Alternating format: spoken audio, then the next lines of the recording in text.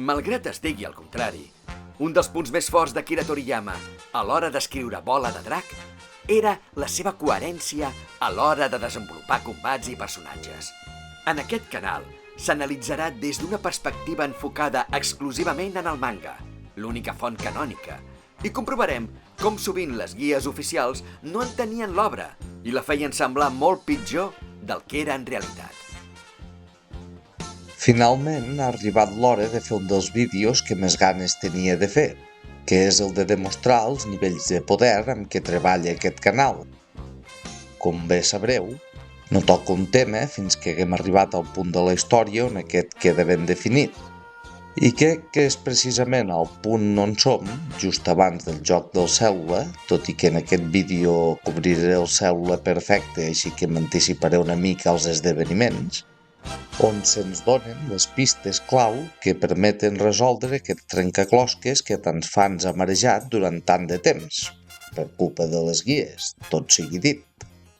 Per tal de fer l'explicació més entenedora, començaré partint del combat del Freezer i aniré classificant els lluitadors sense donar xifres, només basant-me amb els fets 100% demostrables, manga en mà, i sense tenir en compte les defenses. Un cop els lluitadors hagin quedat classificats, serà quan justificaré els números del canal en base a aquesta classificació i serà llavors quan inclourem el factor defensa al càlcul de les xifres. També m'agradaria explicar breument què signifiquen els símbols que veureu a l'escala. Símbol d'igualtat. Significa que dos lluitadors estan propers. Això vol dir que diferències del 15% o menys s'inclouen totes aquí. Una diferència del 10% en combat sí que és significativa, però l'objectiu de l'escala és classificar a grans trets els lluitadors i no entrar en el detall, que ho farem en acabat quan posem xifres. Símbol d'igualtat seguit d'un de superioritat o d'inferioritat.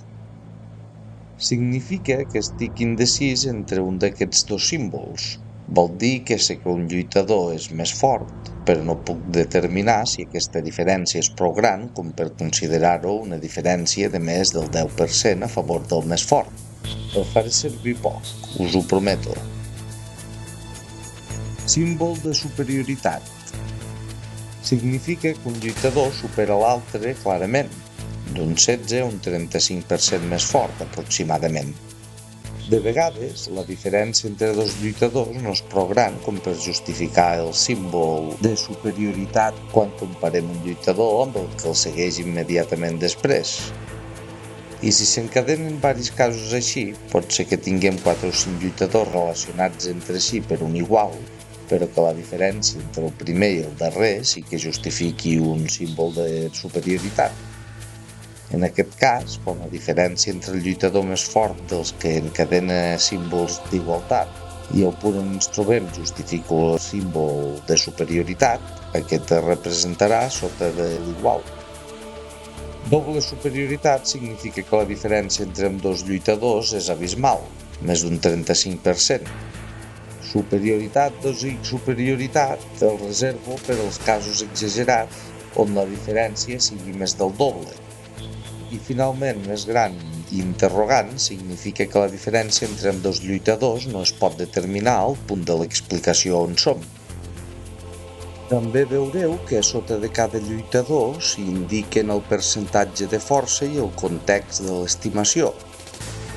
Real significa que l'estimació fa referència al poder autèntic del lluitador, el que té quan està en plenes condicions. Circumstancial es refereix a lluitadors que no estan en plenes facultats, però en les circumstàncies exactes que es van veure al manga. I finalment, si un poder ni és el real del lluitador ni es correspon amb cap situació treta directament del manga, s'emprarà la categoria teòric. Fet aquest breu parèntesi, comencem la classificació pel combat contra el Freezer. D'una banda, tenim el següent. La primera part del combat és relativament fàcil de jutjar. L'únic punt conflictiu seria l'activació de l'atac del Kaito per 10 del Goku, que ja sabem que considero que va passar fora de pantalla i abans que el Goku comencés a lluitar contra el Freezer. Com que el proper vídeo estarà dedicat exclusivament a demostrar el tema de l'atac del Kaito per 10 i el poder real del Goku en aquesta part de la lluita, no tenia previst fer-lo, però un subscriptor me'l va demanar i ben mirat crec que va ser molt bona idea, ja que el vídeo de l'anàlisi del combat contra el Freezer no exposa tots els arguments que es podrien donar, només els relatius a la pròpia lluita, no m'entretindré a explicar un detall. L'explicació detallada, a falta del proper vídeo, la trobareu al vídeo Lluites de bola de drac analitzades versus Freezer part 1. A continuació, ens traslladem a després de la bola Genki. El combat entre el Freezer 100% i el Goku Super Guerrer queda decidit només quan el Freezer ha perdut massa poder pel desgast, però fins llavors estaven igualats. Ja sé que les guies oficials diuen que el Goku tenia 150 milions i el Freezer 100% només 120. Però això significaria que la diferència entre el Goku i el Freezer era més gran que la que hi havia entre el Vegeta i el Dodoria quan van lluitar. A part que les guies ni tan sols tenen en compte el desgast per les ferides, un dels elements més fonamentals de les lluites de bola de drac. La realitat és que es va tractar d'un combat igualat fins que el Freezer es va cansar. Per tant, en poder ofensiu estaven més o menys al mateix nivell. L'anàlisi detallada del qual trobareu al vídeo Lluites de bola de drac analitzades versus Freezer, part 2. El problema que tenim de moment és que no podem determinar fins a quin punt va quedar ferit el Freezer amb la bola Genki. Lògicament, sabem que el 100% l'és ha de ser més fort que el 100% ferit, però no en quina mesura. I per tant és impossible comparar el Goku Super Guerrer amb el Freezer 50% sense ferir, per exemple. Per com parla el Freezer, posa èmfasis en que ha estat a punt de morir i que ha quedat mal ferit, que és bastanta la força que ha perdut. Però també hem de tenir en compte que, a diferència del Vegeta, al final del combat a la Terra, que no s'aguantava dret, ell encara pot lluitar en condicions. A més, el Freezer no és un guerrer amb experiència en combats durs, sinó algú que s'havia passat tota la vida abusant del seu immens poder.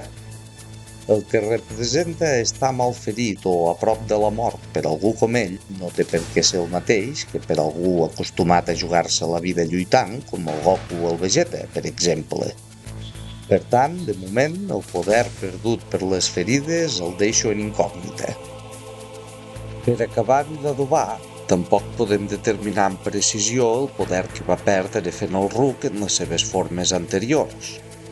Com que sobre això no hi ha absolutament cap pista al manga, ho tinc estimat en un 8,5% de força, aproximadament.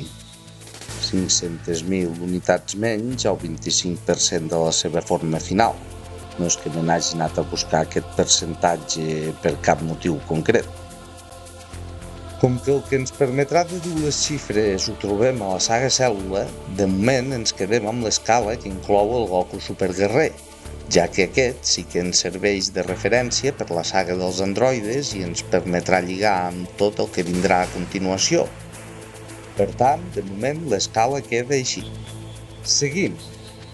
Sabem de quan fan el combat amistós que el Trunks i el Goku estan força igualats en poder, i que el Goku no ha tingut gaire temps per entrenar i només ha pogut aprendre a dominar la transformació en superguerrer a voluntat i el canvi de lloc instantani. Per tant, podem dir que el Trunks superguerrer, el Goku que torna de Yadrak i el Goku superguerrer de Namek estan igualats. El rei Colt es considerava inferior al seu fill. Per tant, el poder de les seves formes ha de ser inferior al de la forma equivalent del seu fill. D'altra banda, el Trunks superguerrer que es mostra igualat amb el Goku els despatxa com si res. Per tant, és fàcil ubicar-los a l'escala. Aquest tema el trobareu desenvolupat en profunditat al vídeo Trunks, la millor introducció d'un personatge mai feta. Seguim amb la saga dels androides. Però per ara deixem fora de l'escala el rei Colt i el metge Freezer per no poder-los determinar amb exactitud respecte al Goku superguerrer i simplificar la següent secció. Per com parla el cor petit del Goku quan lluita amb l'A19, sembla evident que el poder del Goku superguerrer, afectat per la malaltia, és molt inferior al que hauria de tenir com a superguerrer. Per tant, el Goku amb símptomes queda molt per sota del Goku Arame. Malgrat tot, segueix superant la 19 el suficient com per haver-se pogut imposar a l'androide si aquest no hagués absorbit l'energia del Kamehameha. De la mateixa manera, quan la 19 lluita amb el Vegeta, podem veure com li aguanta uns quants cops malgrat no hi tingui res a fer. I sabent que la 20 també el supera per bastant, però que encara queda lluny del cor petit, podem deduir com es situen aquests personatges a l'escala. I finalment, per determinar el progrés del Goku aquests 3 anys abans de començar a mostrar símptomes de la malaltia, podem agafar el Trunks de referència. Que el Vegeta superguerrer el superi per poc ens permet deduir que sí que hi ha hagut una mica de millora, ja que el Trunks superguerrer quan torna del futur el supera per bastant. Considerant que el Trunks es manté igual de fort entre viatges, cosa bastant lògica tenint en compte que és un lluitador molt menys experimentat que el propi Vegeta i com de difícil és evolucionar el superguerrer, per com parla el cor petit, la diferència entre el Goku i el Vegeta no sembla gaire gran, podem dir que el Goku s'ha fet un pèl més fort durant aquests 3 anys, però no prou com per justificar un símbol de superioritat. Tornem amb el cor petit. Després de fusionar-se amb Déu, supera clarament a tots els superguerrers desentrenats, i jutjant pels seus combats contra els androides, la cosa quedaria de la següent manera. Tot i que les diferències entre els lluitadors siguin prou petites com per representar-les amb un símbol d'igualtat, entre el cor petit i la 18 hi ha prou diferència com per justificar un avantatge clar en poder, que en combat no crec que s'hagués traduït en victòria pel cor petit degut a l'avantatge que representa l'energia infinita dels androides, però hagués tingut més possibilitats de matar-la que a la 17. Entra el Cèl·lula en escena, que serà clau per deduir els números, però de moment em limito a posar-lo dins l'escala. Al moment de la seva primera aparició està clarament per sota d'un cor petit que lluita amb roba d'entrenament i que no va al màxim, i malgrat tenir una oportunitat per agafar el Vegeta superguerrer desprevingut, decideix amagar-se en ser aquest massa poderós. Després d'absorbir humans, no hi ha dubte que el Cèl·lula supera el cor petit, cosa que es fa patent no només per la superioritat que mostra davant d'ell, que ja estava desgastat per la lluita amb la 17 quan el Cèl·lula apareix, sinó per la que també mostra davant de la 17. Si el cor petit no hagués estat desgastat per la lluita, el Cèl·lula hagués seguit sent un 20% superior a ell, com a mínim. I a partir d'aquí, fins que el Cèl·lula aconsegueix la perfecció, la cosa és força senzilla.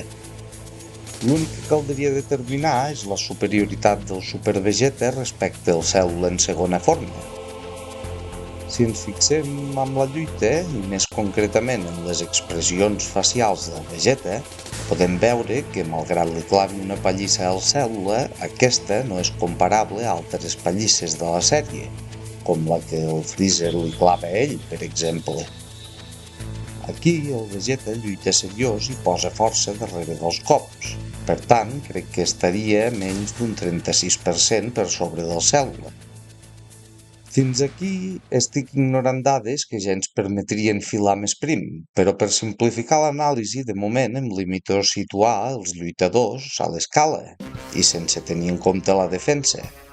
De moment, només em centro amb el que es veu a simple vista quan estan lluitant. Centrant-nos en el Trunks, la seva forma musculada és en realitat una mala decisió, tal com explica el propi Cèl·lula, que sacrifica velocitat per obtenir força tot descompensant-lo encara més com a lluitador.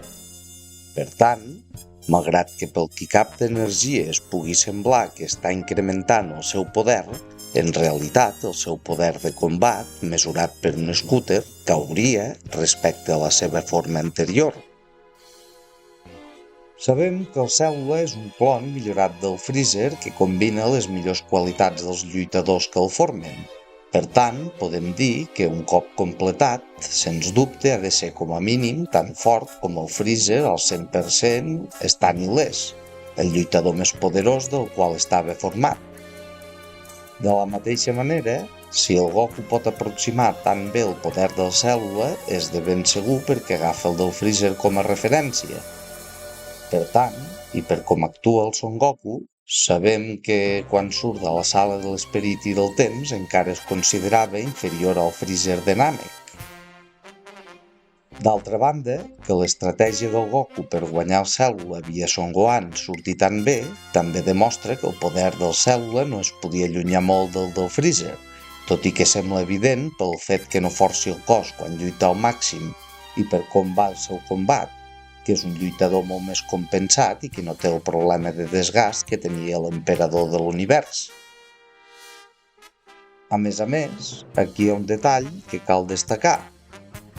Si al principi em limitava a analitzar el rendiment a simple vista dels lluitadors per situar-los a l'escala, com he dit fa un moment, quan el Goku agafa el Freezer de referència per fer-se la idea del poder del cèl·lula, és evident que sí que té en compte la defensa exagerada d'aquest.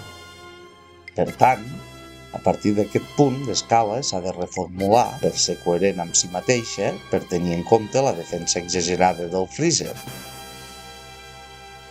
I és aquí on em toca anticipar-me a un vídeo que vindrà quan acabi d'analitzar la saga Cèl·lula i fer una confessió. Vaig cometre un error a l'hora de fer les pantalles d'anàlisi de lluitadors. Si us fixeu en els gràfics, compenso totes les característiques sumant-les i dividint per 4, cosa que fa que un 15% més en una característica es compensi per un 15% menys en una altra. El problema, si ens fixem en els casos més exagerats, és que un 50% menys en una característica no s'hauria de compensar per un 50% més en una altra, sinó per un 100% més, ja que 50% és la meitat i això s'hauria de compensar per una que sigui el doble. D'aquest error me'n vaig adonar al principi de la saga dels androides, i com que els lluitadors més descompensats ja estaven analitzats de combats de sagues anteriors, vaig decidir mantenir la coherència en l'error fins a esmenar-lo en un vídeo a part al final i ja arrencar la saga Buu amb els gràfics ben compensats. Però, lògicament, no puc fer un vídeo dedicat als nivells de poder cometent un error que modifica les xifres, per poc que sigui. Al final, els gràfics serveixen per fer-se a la idea de la compensació d'un lluitador i no per calcular poders. Per això havia anat posposant el vídeo de la correcció. Però en el cas del Freezer i per aquest vídeo, concretament, és una excepció, ja que el Freezer sí que surt a l'escala de poders d'aquest vídeo.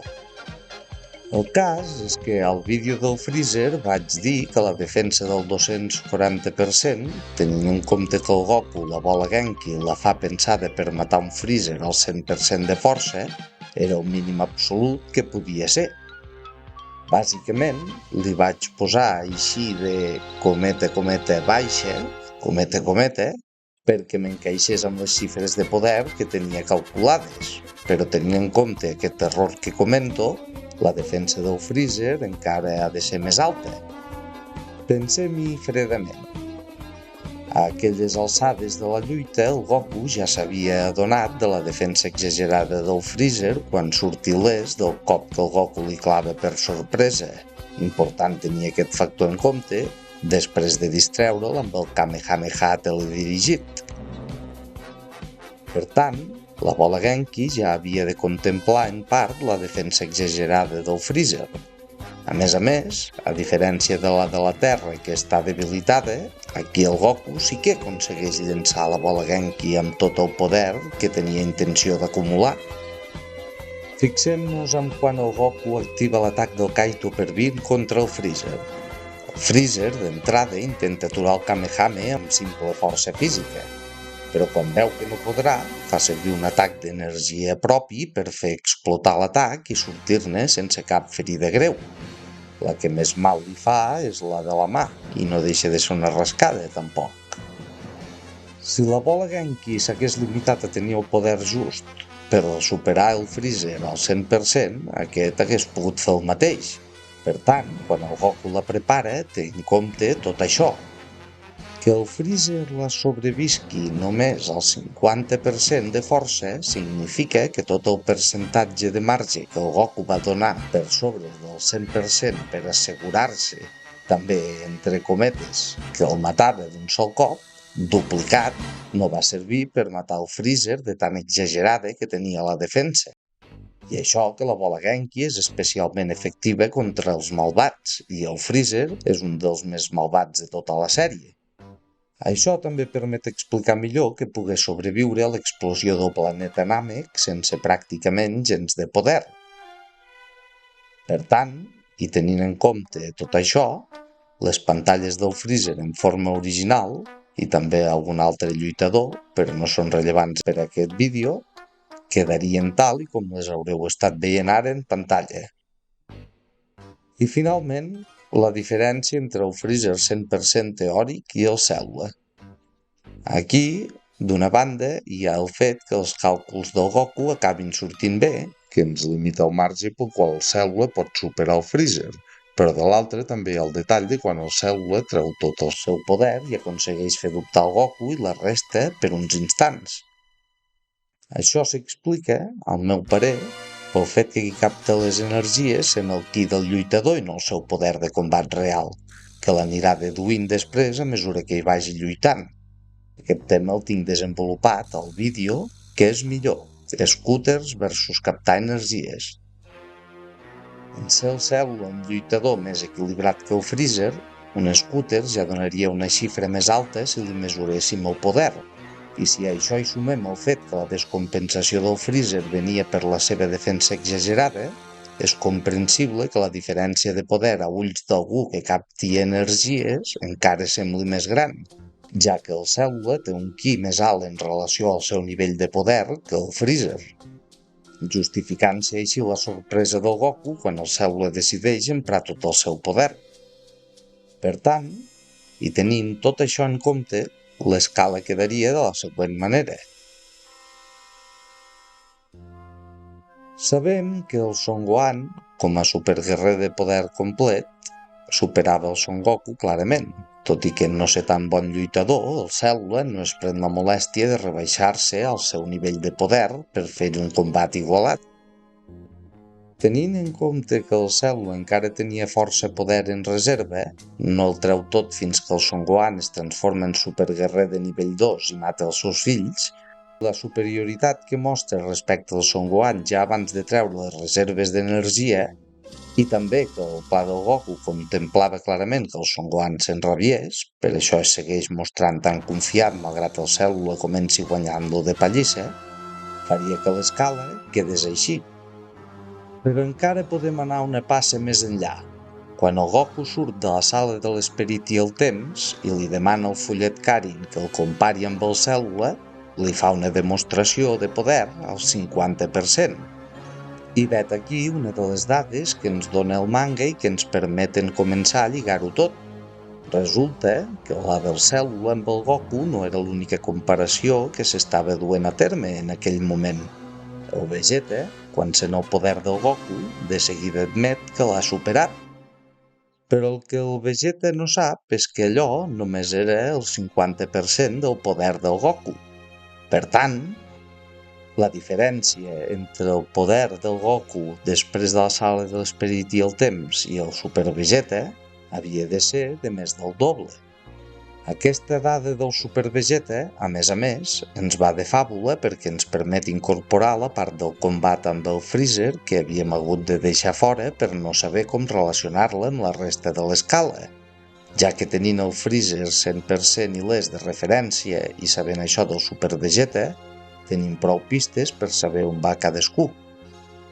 Ara que ja els tenim col·locats, és hora de posar-hi números. I per tal de fer-ho, crec que la millor referència és el Cèl·lula quan absorbeix humans.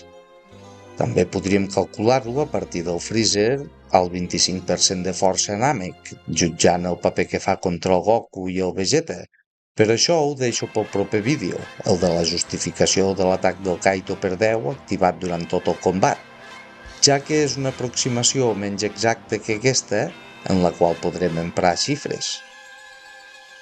Segons diu el manga, La cèl·lula absorbeix centenars de milers d'humans per aconseguir l'increment de poder que el fa passar d'amagar-se del Vegeta a superar clarament els androides i el cor petit fusionat amb Déu.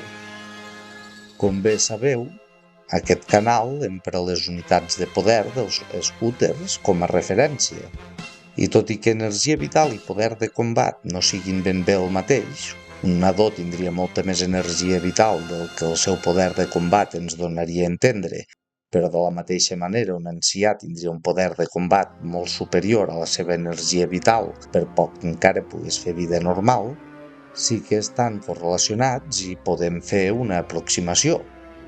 Un home adult que ha treballat al camp té 5 unitats de força. Per tant, suposem que el cèl·lula, en absorbir-lo, incrementa el seu poder en 5 unitats. Però el cèl·lula atacava zones poblades per absorbir tanta gent com fos possible, tan de pressa com li fos possible. La mitjana d'energia dels humans de ciutat per força havia de ser més baixa que la d'un home adult que ha treballat tota la vida al camp. Vells, nens, la majoria de dones, gent sedentària que no té feines físiques, malalts, tots estarien entre una mica i molt per sota d'aquestes 5 unitats. Si un home adult, sa i amb el cos ben treballat té 5 unitats, la majoria d'homes adults es situarien entorn de les 4 i la mitjana, comptant homes i dones de totes les edats i estats de salut, crec que es situaria entorn de les 2 unitats i mitja.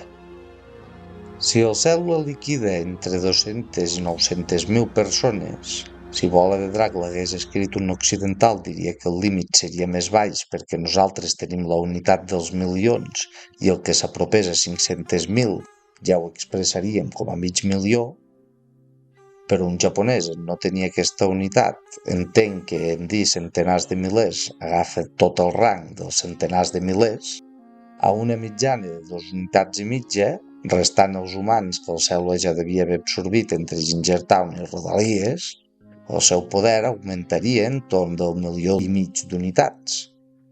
He comptat unes 600.000 persones a 2,5 unitats de poder de mitjana per persona.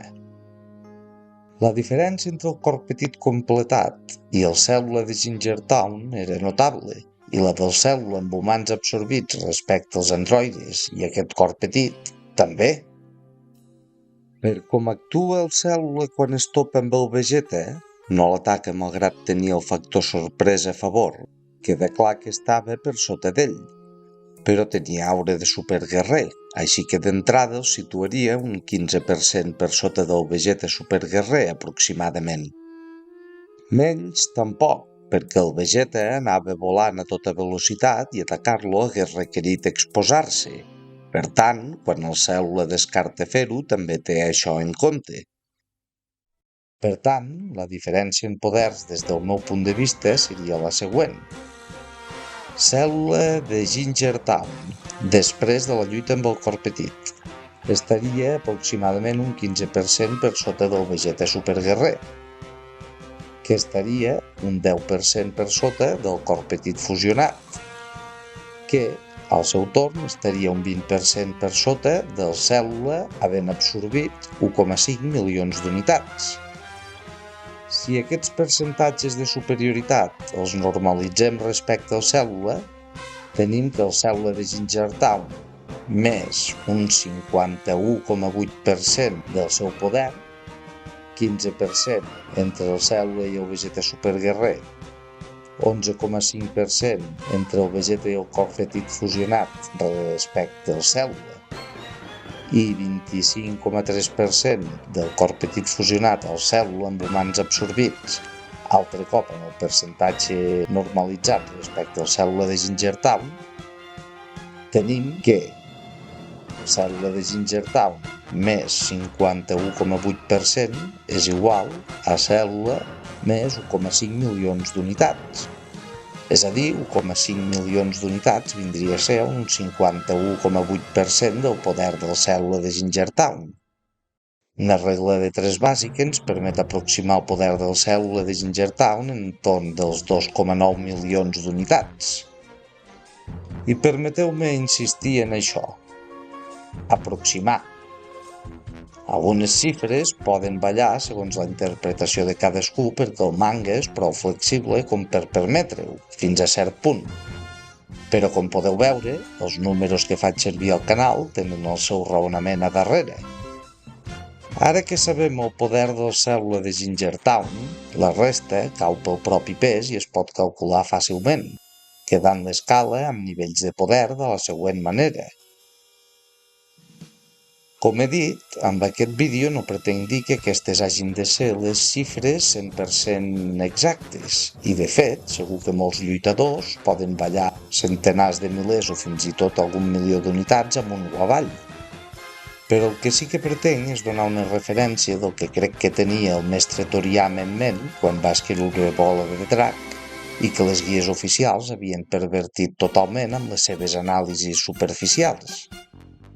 De fet, en aquest vídeo acabo d'introduir la primera correcció que fa referència a la compensació de les gràfiques i que d'ara en endavant ja aplicaré en vídeos posteriors. Però el tema del poder perdut per la descompensació d'un lluitador encara el faig bastant a ull, i quan trobi temps per fer una fórmula que em convenci, segur que els poders del canal es tornaran a canviar perquè es veuran afectats. Però com a mínim no són el disbarat de les guies oficials, que contradiuen no només el funcionament bàsic de les lluites de Bola de Drac, ignorant el poder perdut per les ferides, per exemple, sinó que fins i tot embruten l'obra fent que subtileses com el Goku anticipant el poder del cèl·lula semblin ocurrències aleatòries de l'autor, quan en realitat són mostres de com de bo podia arribar a ser el mestre Toriyama quan s'hi posava de debò.